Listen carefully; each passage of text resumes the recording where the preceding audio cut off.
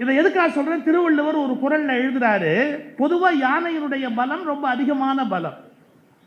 ஆனா அந்த யானை, அவ்வளவு பெரிய யானை ஒன்னே ஒண்ணுக்கு பயப்படும். எப்படின்னா, புலி தாக்கூரின் வெறும் என்று எழுதுகிறார் திருக்குறள்ல.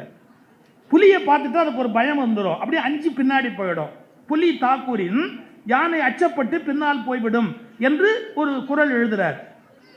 அதே யானையை பற்றி திருவள்ளுவர் எழுதுகிற போது ஒரு 2 குறள் தள்ளி எழுதுகிறார். ஒரு வார்த்தை, போர்க்களத்தில் எதிரில் இருக்கிற அத்தனை பேர் எத்தனை விதமான அம்புகளை விட்டாலும், எவ்வளவு அம்புகளை மேலே மேலே விட்டாலும் யானை எதிரிகளை மிதித்து கொண்டு போய் அந்த போரை நடத்திவிடும் அப்படின்னு எழுதுறாரு. என்ன சார், யானை பயப்படுமா பயப்படாதா சொல்லுங்க? புலிக்கு பயப்படும்னு எழுதுறாரு 2 குறளுக்கு முன்னாடி.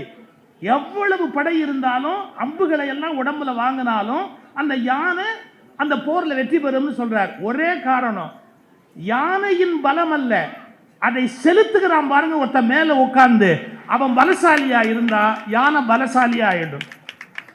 அதுதான் சொன்ன, வலிமை வாய்ந்த தலைவன் கையில் ஒரு சிறிய நாய்க்கூட்டம் கிடைத்தால் கூட வெற்றி பெற முடியும்.